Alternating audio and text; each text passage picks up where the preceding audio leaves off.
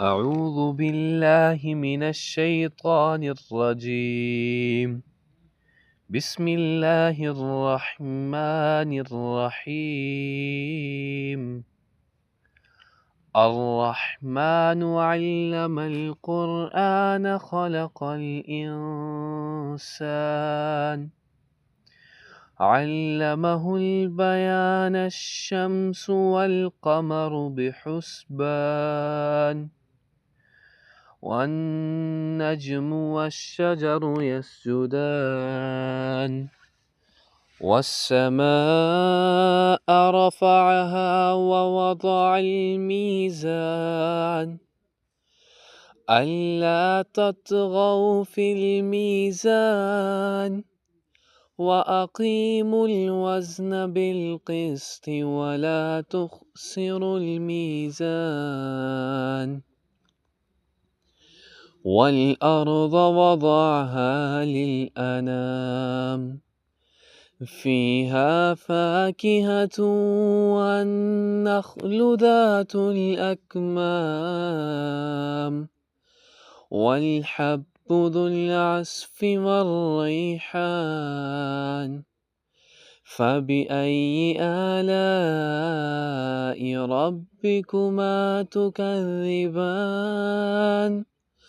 خلق الإنسان من صلصال كالفخار وخلق الجن من مارج من نار فبأي آلاء ربكما تكذبان رب المشرقين ورب المغربين فبأي آلاء ربكما تكذبان مرج البحرين يلتقيان فبأي آلاء ربكما تكذبان يخرج منهما اللؤلؤ والمرجان فبأي آلاء ربكما تكذبان وله الجوار المنشآت في البحر كالأعلام فبأي آلاء ربكما تكذبان كل من عليها فان ويبقى وجه ربك ذو الجلال والإكرام فبأي آلاء ربكما تكذبان سنفرغ لكم أيها الثقلان فبأي آلاء ربكما تكذبان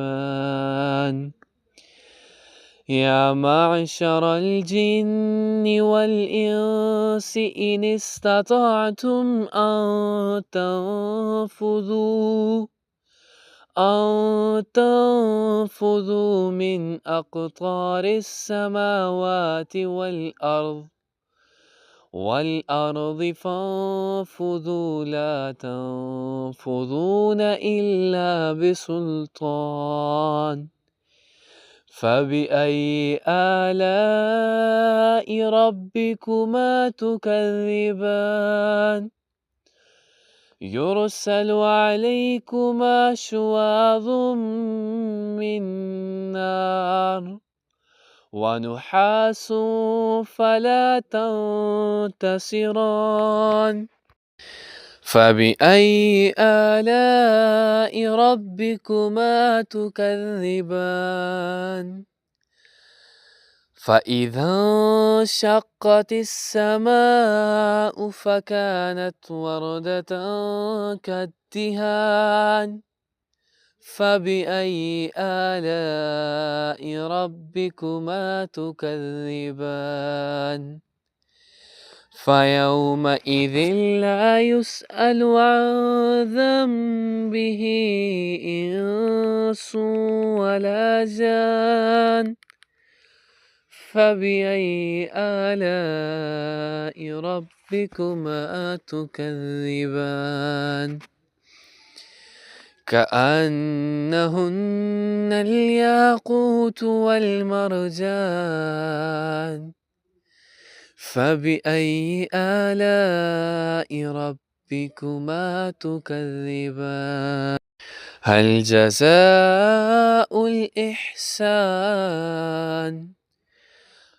جزاء الإحسان إلا الإحسان فبأي آلاء ربكما تكذبان مدهامتان فبأي آلاء ربكما تكذبان فيهما عينان نضاختان فبأي آلاء ربكما تكذبان فيهن خيرات حسان حور مقصورات في